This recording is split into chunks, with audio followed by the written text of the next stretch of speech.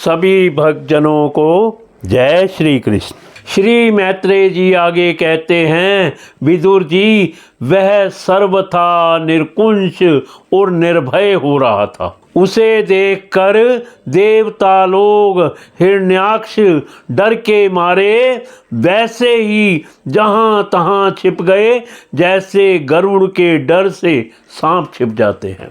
जब दैत्यराज हिरण्याक्ष ने देखा कि मेरे तेज के सामने बड़े बड़े गर्वीले इंद्र आदि देवता भी छिप गए हैं, तब उन्हें अपने सामने ना देखकर वह बार बार भयंकर गर्जना करने लगा। फिर वह महाबली दैत्य वहां से लौटकर जल क्रीड़ा करने के लिए मतवाले हाथी के समान गहरे समुद्र में घुस गया, जिसमें लहरों की बड़ी भयंकर गर्जना हो रही थी।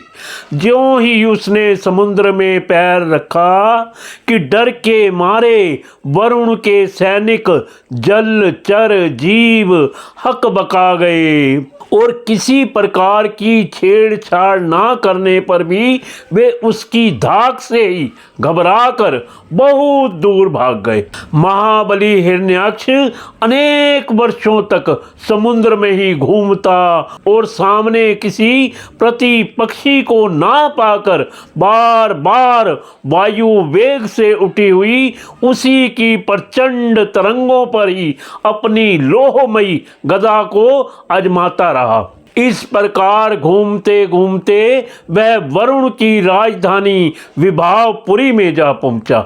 महापाताल लोक के स्वामी जलचरों के अधिपति वरुण जी को देखकर उसने उनकी हंसी उड़ाते हुए नीच मनुष्य की भांति प्रणाम किया और कुछ मुस्कुराते हुए व्यंग से कहा, महाराज युद्ध की भिक्षा दीजिए।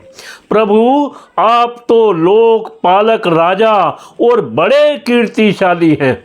जो लोग अपने को बांका वीर समझते थे, उनकी वीर्य मद को भी आप चूर्ण कर चुके हैं और पहले एक बार अपने संसार के समस्त दैत्य दानवों को जीत कर राष्ट्रीय यज्ञ भी किया था।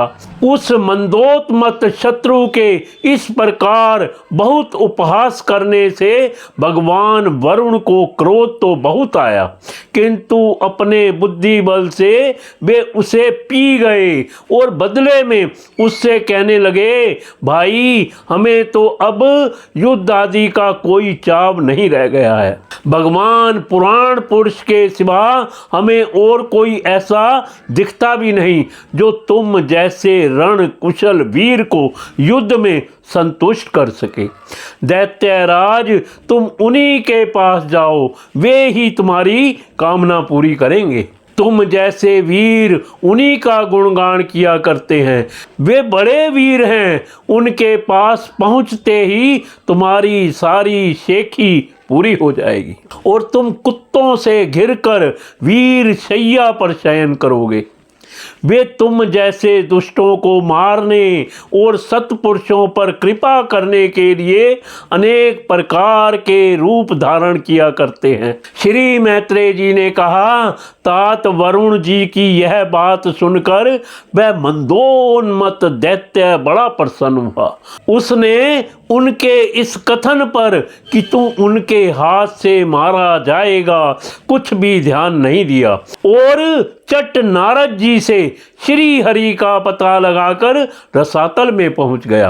वहां उसने विश्व विजयी वराह भगवान को अपनी दाढ़ों की नोक पर पृथ्वी को ऊपर की ओर ले जाते हुए देखा। वे अपने लाल लाल चमकीले नेत्रों से उसके तेज को हर लेते थे। उन्हें देखकर वह खिलखिलाकर हंस पड़ा और बोला, अरे यह जंगली पशु यहाँ जल में कहाँ से आया? फिर वराजी से कहा, अरे ना समझ इधर आ, इस पृथ्वी को छोड़ दे। इसे विश्व विधाता ब्रह्मा जी ने हम रसातल वासियों के हवाले कर दिया है। रे सूकर रूपधारी सुराधम, मेरे देखते देखते तू इसे लेकर कुशल पूर्वक नहीं जा सकता। तू माया से लुक छिप कर ही दैत्यों को जीत लेता और मार डालता है। क्या इसी से हमारे शत्रुओं ने हमारा नाश कराने के लिए तुझे पाला है? मूढ़, तेरा बल तो योग माया ही है और कोई पुरुषार्थ तुझ में थोड़े ही है। आज तुझे समाप्त करके मैं अपने बंधुओं का शोक दूर करूंगा। जब मेरे हाथ से छूटी हुई गदा के प्रहार से सिर फट जाने के कारण तू मर जाएगा, तब मेरी आराधना करने वाले जो देवता और ऋषि हैं वे सब भी जड़ कटे हुए वृक्षों की भांति स्वयं ही नष्ट हो जाएंगे। हिरण्याक्ष भगवान को दुर्वचन बाणों से छेदे जा रहा था, परंतु उन्होंने दांत की नोक पर स्थित पृथ्वी को भयभीत देखकर वह चोट सह ली तथा जल से उसी प्रकार बाहर निकल आए जैसे ग्रह की चोट खाकर हथनी सहित गजराज जब उसकी चुनौती का कोई उत्तर ना देकर वे जल से बाहर आने लगे, तब ग्रह जैसे गज का पीछा करता है उसी प्रकार पीले केश तथा तीखी दाढ़ों वाले उस दैत्य ने उनका पीछा किया तथा वज्र के समान कड़क कर वह कहने लगा, तुझे भागने में लज्जा नहीं आती? सच है, असत पुरुषों के लिए कौन सा काम ना करने योग्य है। भगवान ने पृथ्वी को ले जाकर जल के ऊपर व्यवहार योग्य स्थान में स्थित कर दिया और उसमें अपनी आधार शक्ति का संचार किया।